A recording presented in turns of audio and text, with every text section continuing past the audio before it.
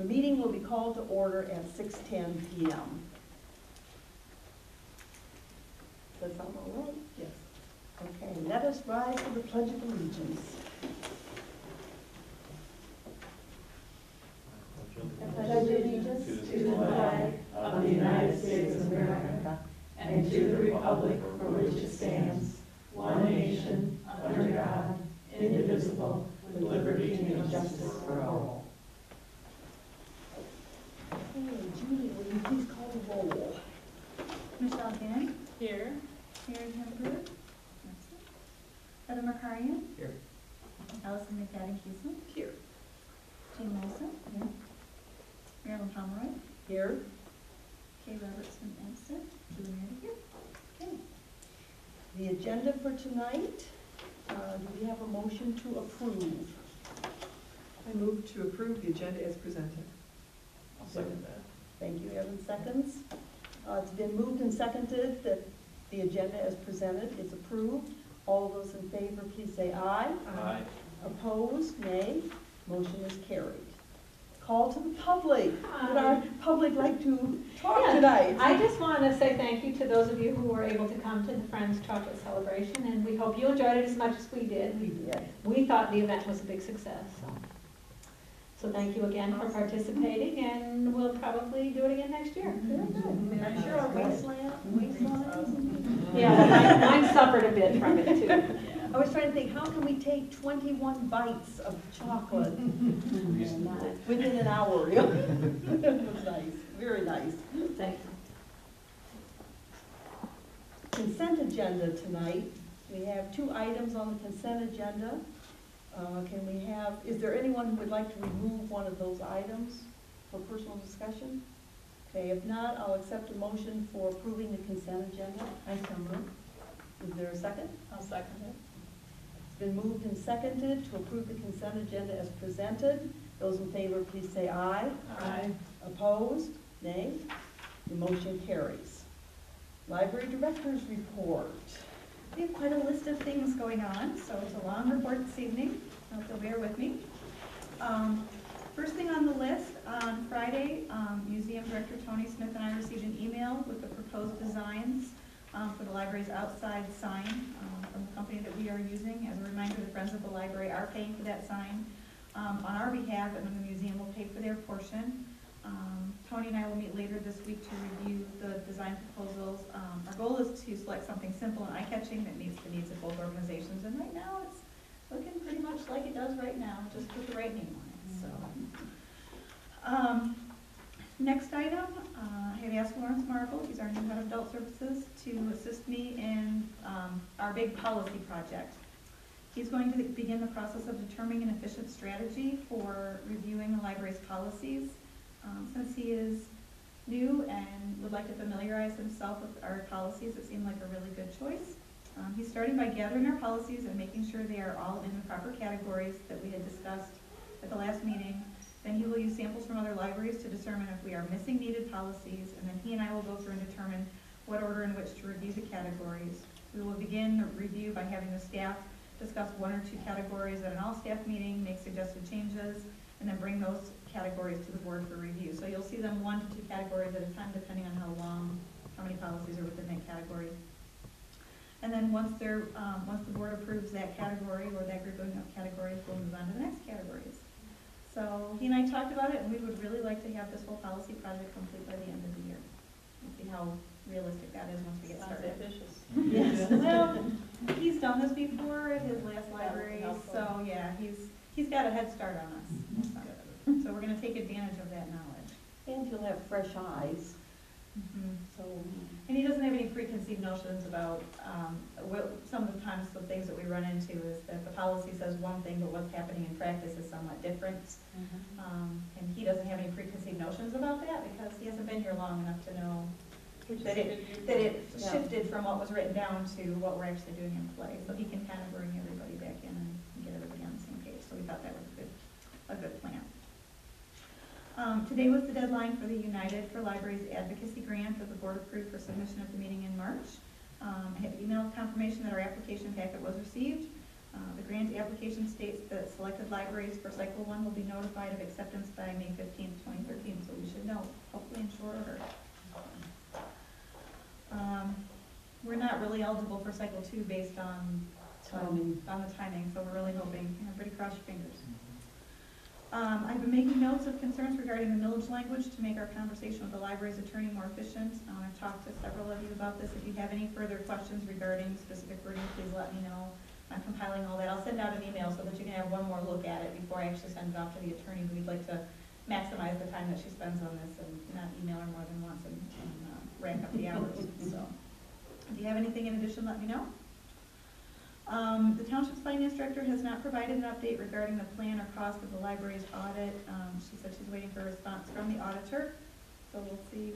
When she gets that, I'll email you an update, and then we can include it in the next packet. But hopefully in the next couple of days we'll hear something. We've completed all the paperwork for the Employee Retirement Program. Now the Employee Benefits Committee will need to meet to work on the next 2 projects, which would be retiree healthcare and employee policies. So I will be contacting our little committee and setting up a meeting probably in the next week or 2. So these employee policies, are these related to the policies that Lawrence is looking at? What we did was we divided it out and determined that the Employee Benefits Committee had already committed to doing the employee policies. Personnel. Yep. So, and what we're really doing is taking the employee manual and the union contract and melting them together, and then anything that we think is missing, we'll add. So that we feel like it fits with what we want to do, since the board basically approved everything as a package deal with a couple of changes. Excellent idea. Yeah, so, so we will do that. We've already got a little bit of a head start on that one. So. At the February meeting, the library board approved a restructuring plan for the staff. We have completed that process, and we added the necessary part-time employees, and everyone seems to be settling into their new roles. So that's been going pretty well. As far as building and grounds, Bloom Roofing has finished the installation of the library's roof, but there are a few details left to complete. Today I spoke with the project manager about some minor damage to the skin on the ductwork that occurred. And the roofers, they'd used jacks to jack up the HVAC ductwork, to lift the ducts so that they could run the roofing underneath them. If the weather is dry tomorrow, they will come back and make those repairs. I also spoke to him. We've been having some pooling of water near the drains. He didn't really think there was anything to do about it. That was something that was instrumental in our RFP, that we absolutely wanted that taken care of. And the person who was at the pre-bid meeting assured us that they thought they had some ways to handle that, and I have a puddle on the roof. So I'm going to see if they can come and take a look at that and see if there's anything else. It's not a significant, serious puddle, and obviously it's not leaking because the roof is. But they did say they were going to try and do something, so he's going to come and take a look at that. The state has not yet come to do the final inspection on the HVAC ductwork project. There is still a problem with the air balance report. It really has nothing to do with us. So I don't really have an estimate as to when this may be finalized, but I've been keeping in touch with the building department director, and we've been having people come in, and he's been having people come in and do various things in order to get it up to date before he calls the state. So hopefully soon. He'd like to have it off his plate, and I'd sort of like to have it off mine. Yes, we'd like circulating air and an airtight or waterproof roof. I have to admit, this is much nicer weather to go on the roof than it was in December. So I don't mind it so much as I did before. The snowplowing contractor was able to cold patch the parking lot in early March. Since then, I've met with a couple of contractors to discuss the extent of the repairs to the parking lot we may want to consider. I'd already kind of started that bidding process, and then I started really talking to the contractors, and everybody had a different plan of what they thought we should do. So then I thought, okay, I'm going to back this up. I'm going to talk to the contractors and get a better idea. I talked to various ones and said, well, what do you recommend? What do you recommend? And now I'm looking at it and saying, okay, what are they recommending and what can we actually afford? Because I've got anywhere between, you know, $3,000 worth of patching to $32,000 worth of repairs to one section to $300,000 to replace the whole thing. And I need to get it to a point where we can figure out what we can afford to do and then do it. If it's anything under $5,000, I will go ahead and bid it and proceed. That's within my purview based on what the board policy states. And if it's over $5,000, you will be seeing it again. I'm looking at doing 2 RFPs, one RFP for the parking lot, and then we are noticing now that everything is thawed and the salt is gone, some damage to the sidewalk. That happens every year. We usually have those taken care of. I did have one contractor who said, well, I do both. So what I said I would do is put 2 RFPs out there, put them out at the same time, and then if he wanted to bid on both simultaneously and offer a discount, we would make it possible for him to do that. So it's taking a little bit longer than what I anticipated, but I'm getting a better handle on what we should have done, and the cold patch solved most of where the complaints were coming from. It did. So, yeah, we haven't heard so many complaints since the bigger ones. So we're getting that under control. And then in terms of the Friends of the Library are having a membership drive and hosted, as Dan pointed out, the chocolate celebration as part of the general membership meeting. I want to congratulate them on their chocolate celebration, the chocolate celebration committee, the Friends board, and especially Carol Grupa. It came out absolutely wonderfully. In addition, I'd like to thank the Friends membership for approving the funding of the following library wish list items. Early literacy spot, which is a project from the children's department, fall programs for children, Rocket Languages online language learning service, circulating e-readers pilot program, the fall programs for adults, the caramel apple sale at Art in the Village, and the cost of all these projects will total $6,550. And if there's any details that you would like about those projects, let me know, and I can give you a little more explanation. Does for example, the fall program for children include the pumpkins?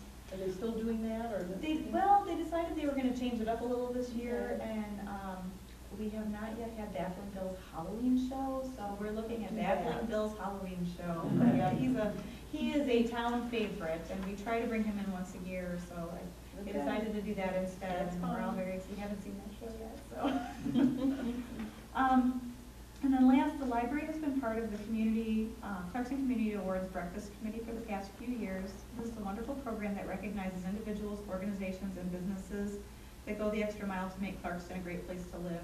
The awards breakfast will take place on Thursday, May 16th from 7:30 to 9 a.m.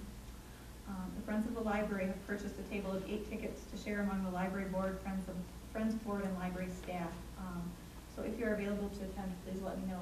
It's a really fun morning. They have a very efficient way of doing the program to make sure that everybody can be there and then go about their day, but still take enough time to recognize everyone properly.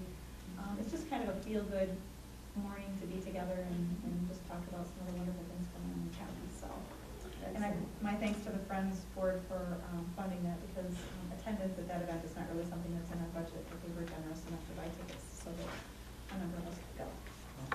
Excellent.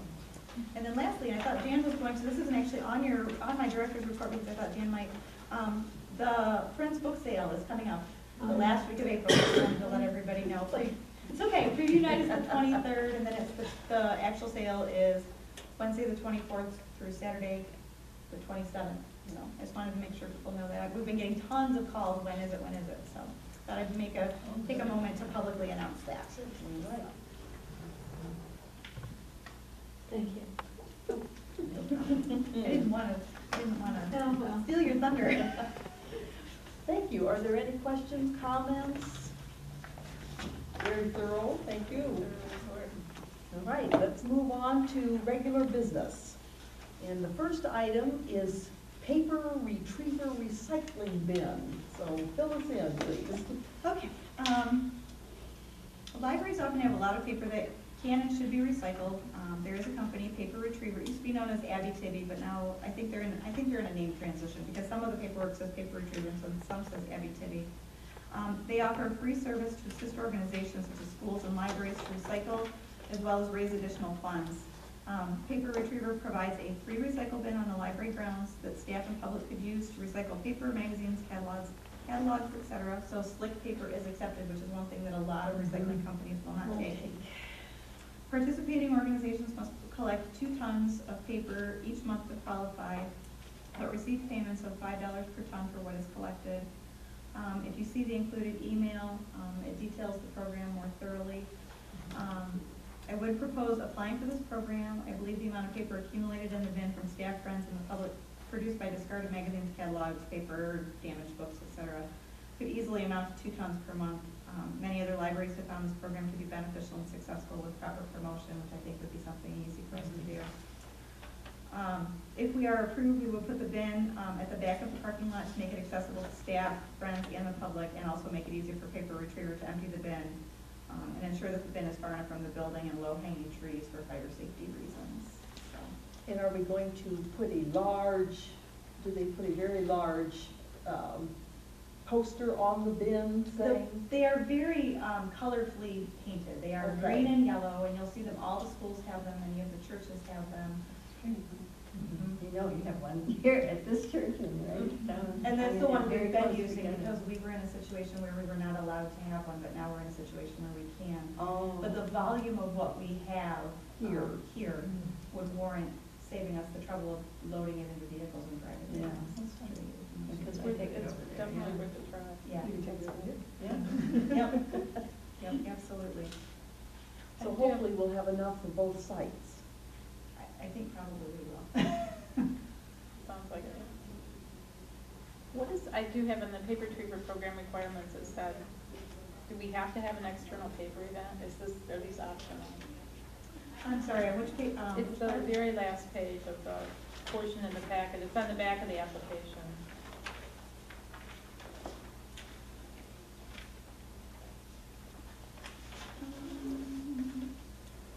On the back of the application, Right, it looks like this. What number is that? where we have the yes, no Number 5. statements. Yeah, where it says yes, no at the This- top. Yeah, this one, on the back of that. Turn one more page. Number 5, in the first 6 Well, days it's- of the program. This gives you a chance to say yes or no, and they would probably consider that, whether or not we would be admitted into the program. I don't know that that would be a really difficult thing to do, though. All we would have to do is advertise it and Advertise and have Yep, like. yep. Or in the emails Friends there. newsletter. essentially have I a would paper think. drive, and I think we Mhm. could probably do that without too much difficulty. That's what I assumed. It was just more like a paper drive. Okay. Yeah, I think we could do that, even if we advertised it within just, through the township, everyone, the employees and that kind of thing. But yeah, we can absolutely, I think what they're really trying to do is make sure that you're telling the public that you have it, and that's pretty easy Right. to do. So, yeah, absolutely, I think we can do that I without think it's a any very good trouble. idea.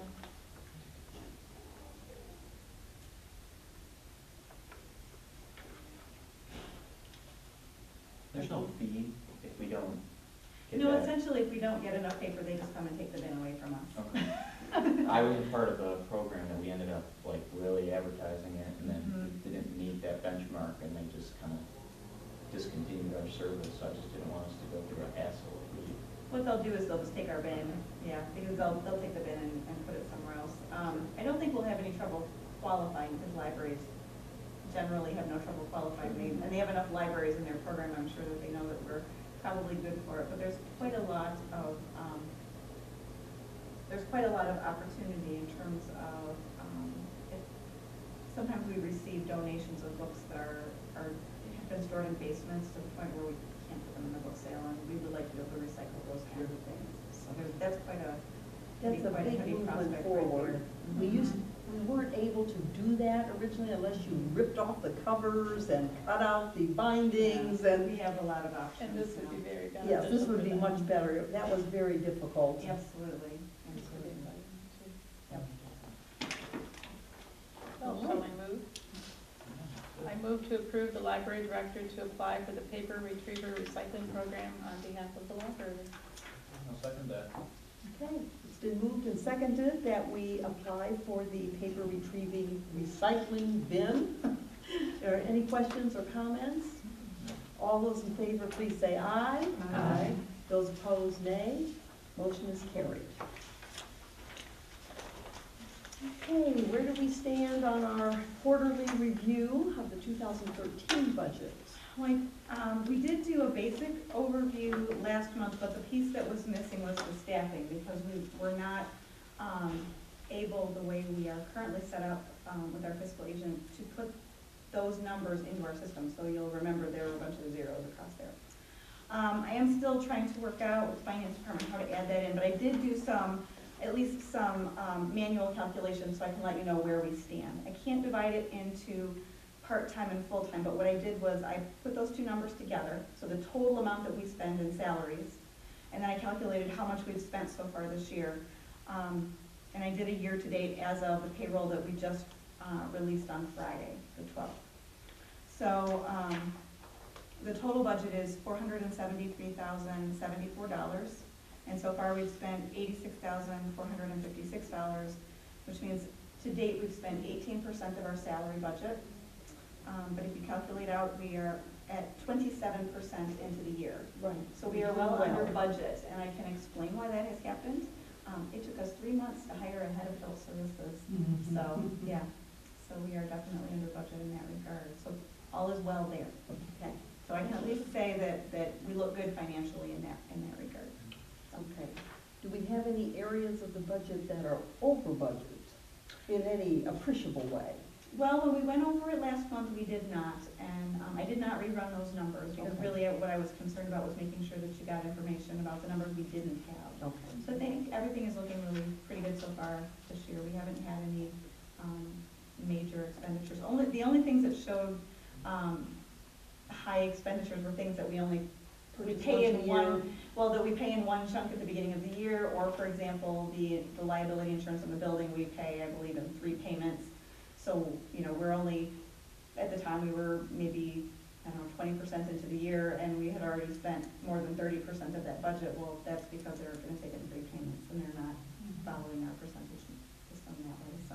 So mostly, things look pretty good. Hopefully by the next quarter, we'll have all of this, so you'll be able to see it and we'll all be on one page. Okay, thank you. Let's move to a review of the library mission statement. At the February library board meeting, I was instructed to begin working on the library's mission statement with the library staff. We started at the March 1st all-staff meeting by having a brainstorming session about who we are and what we do. That list was posted in the staff room and distributed via email to the staff, the library board, and the Friends board for additional input. At the April all-staff meeting, we began the process of using that list to narrow down some of our key goals. I wasn't sure how that was going to go, because you just never know when you start that process how hard it's going to be. It was a significantly long list. Yes, it was. You need to narrow it down, and you usually try to narrow it down to kind of the 3 key things. So Debbie can attest to this. We went into that meeting just not really sure how it was going to go. So everybody was very energized. I'm not sure if it was the donuts or what, but we got it narrowed down and to these 3 items, and I thought, wow, this is great. We're ahead of schedule. And then they started crafting the language, and I thought, well, I'm not stopping them. So they did come up. I'm very pleased to report that they did come up with a proposal, and their proposal is, I should say, our proposal is. The Clarkston Independence District Library, our community's cornerstone of lifelong learning through innovation, education, and enrichment. And the second piece that came off of that is we had words written all over the paper and whatever, was a slogan that they really wanted to use in some of the promotional materials, your gateway to discovering the world. I love that. Yeah. So, And I love the word cornerstone in the actual mission statement, because that speaks to me of how the library has been seen in the community. we were trying really hard to think in terms, this is it's a fairly traditional library, but at the same time, we do try to be creative, and I think Marilyn asked a good question in terms of innovation, because everybody is going to look at that word and say, oh, you think it's going to be this cutting-edge library, but really what we were thinking, there are 2 things there. First of all, I think over the course of time, we've been extremely innovative in being cost-effective, that we have tried really hard to make sure that our public is getting the biggest bang for their buck, and that requires true innovation. We see something that a bigger library is doing, and we want to try it, and we figure out how to downsize it and do it with the resources we have, so that we offer our public a lot of the things that might or might not be possible without that creative ingenuity. And then the other thing about innovation is, you know, with the reestablishing of the library, we would like to become a 21st century library. So we do want to go toward that, perhaps not cutting edge, but definitely into the 21st century and doing the kinds of things that the public expect, so that we're not hearing people say, well, this other library does this, why don't you do this? And we want to be the library that people are saying, oh, this is a really cool library, we have a lot of great things going on here, the kinds of services that people expect. We did go round and round and round about the order of the words, and we unanimously decided this is what we were going to submit, but if you rearrange the words, I don't think anybody's feelings would be hurt, because as I said, we went round and round, and everybody had their reasons for putting it in the orders, in a particular order, and I think they were all kind of open to whatever the board thought, so.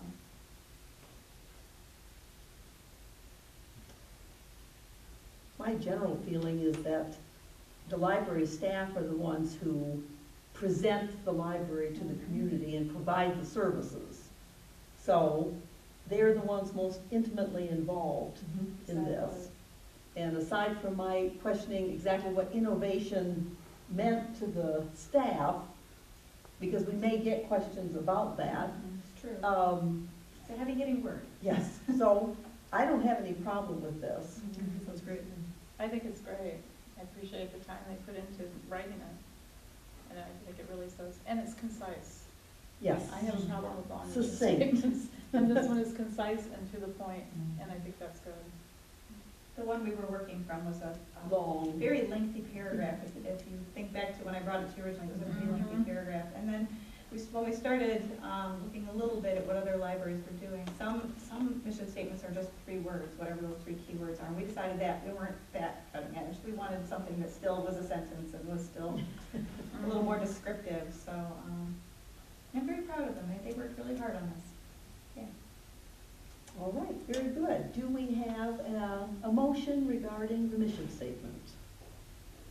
I move to accept the mission statement for our Clarkson Independence District Library as presented, our community's cornerstone of lifelong learning through innovation, education, and enrichment. Is there a second? A second. Okay, it's been moved and seconded that we accept the mission statement as provided to staff. All those in favor, please say aye. Aye. Opposed, nay. The motion is carried. I look Thank forward you, to and signing. thank them. Please thank them for their efforts. They'll be very pleased. Let's talk about a fiscal agent. In December, the library board voted to extend the fiscal agency agreement with the township until June 30th, 2013 to give us some additional time to transition to an independent entity.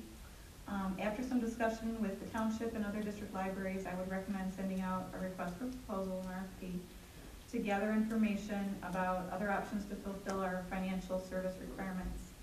Attached, I have given you a draft of an RFP for these services. I found several samples, I talked to some other libraries, I tried to put something together that I thought was fairly thorough, but definitely if you see anything that I have missed, please speak up and I can add it in. This is one of those things that you read through it, and you read through it, and you read through it again, and the words start to kind of melt together. So I think it's all in there, but you can never be 100% confident. So.